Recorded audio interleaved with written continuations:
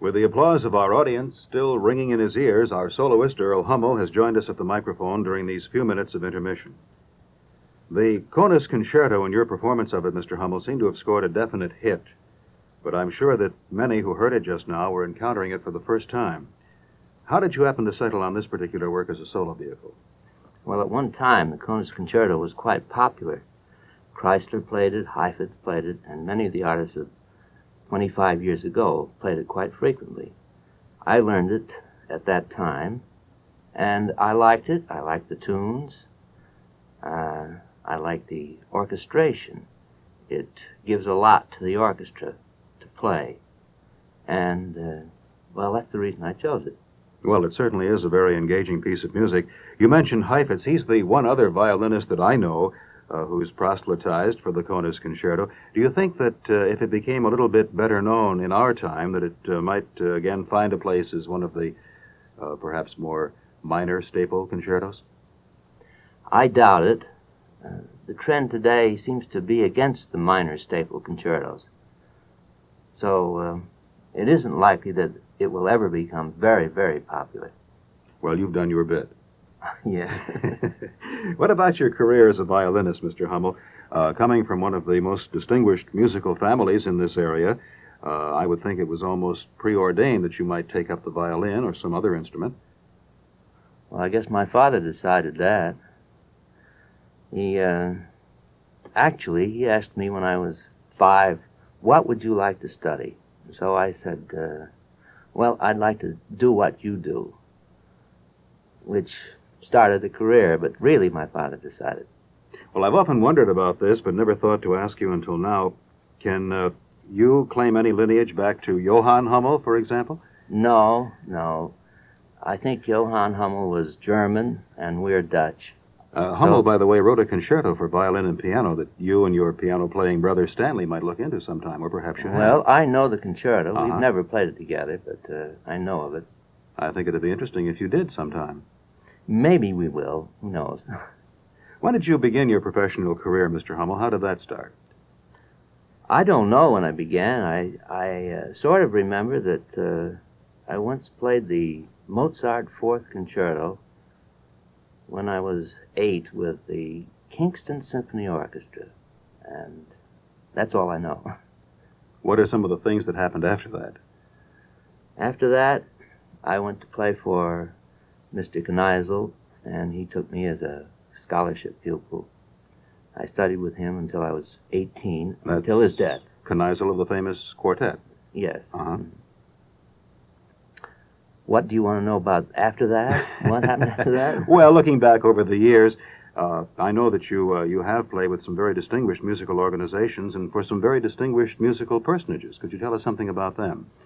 Lauritz Melchior, for example, Victor Borge. Well, I went on tour with Melchior with an orchestra. He took an orchestra along with him to accompany him while he sang. I was the concertmaster of the orchestra, and had a couple of cadenzas to play, but that was the extent of my experience with Melchior. A very funny thing happened, though. One time with Mr. Melchior, we were scheduled to give a concert in Bloomingdale, or Bloomington, is it Bloomington? Bloomington, Illinois. Bloomington, Illinois. Yes. So the orchestra got on a bus from where we had played the previous night. We took the trip to Bloomington, and we came to the hall, got ready to start the concert, but no Mr. Melchior. And 10 minutes after the concert was supposed to have started, we found out that Mr. Melchior had gone to Bloomington, Indiana. So we were stuck. We had nothing prepared to play, but fortunately the assistant conductor, incidentally, the conductor was also in Bloomington, Indiana. The assistant conductor had some music along, and we started to play. The audience listened for a few minutes and started to file out one by one, and very shortly there were very few people left in the audience. The assistant conductor decided that it was about time that he did something else, so he started to clown. And he turned out to be one of the funniest men that I'd ever seen. And inside of 15 minutes, the word got around outside that something funny was happening inside. And before long, the entire audience was back in the auditorium and just listened and watched this man clown for the rest of the evening. You're not going to tell me now that Danny Kaye was your assistant conductor because he's made a career of sorts out of conducting symphony orchestras. No, it wasn't Danny Kaye. It's a person that nobody would know. I see. And I guess that was his first and last experience of that kind. Now you're back in Schenectady, settled down again, teaching and playing. There's been some talk recently, Earle Hummel, about a regional orchestra for this area that might possibly absorb the Schenectady Symphony. How do you feel about that proposal? Well, I don't think that the area is capable of supporting a regional orchestra. In the first place, anyone that would want to be in the regional orchestra must expect that he is going to get a living wage from that orchestra. He can't, as the orchestras are constituted now. Everyone in both orchestras does other things besides being in the orchestra. By both orchestras, you mean the Schenectady Symphony and the Albany Symphony? That's right. Yes. Then another thing that you have to think about is what about all the people that are being trained in our public schools to play instruments? If you have a regional orchestra, that does not mean that you are going to get rid of various local orchestras. They will crop up because people want to play in orchestras. They like to play in orchestras. And so the result would be the same thing. You would still have other orchestras around, and they would get their support. And the support would necessarily have to come from the support of the regional orchestra. Well, then, what do you see as the future of the Schenectady Symphony, then?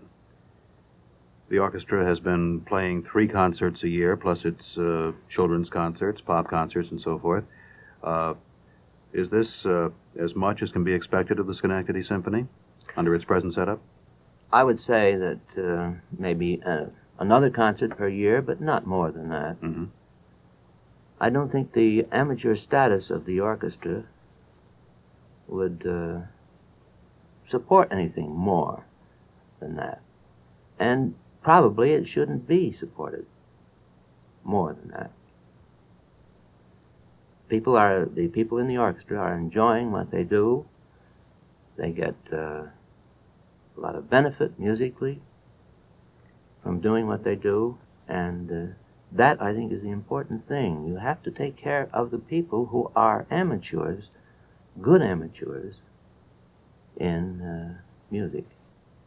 Well, we still have a Beethoven symphony yet to hear, Mr. Hummel, so I think we'll have to bring our talk to a close. Our intermission guest has been the soloist of this concert, the violinist Earle Hummel, concertmaster of the Schenectady Symphony Orchestra. Thank you.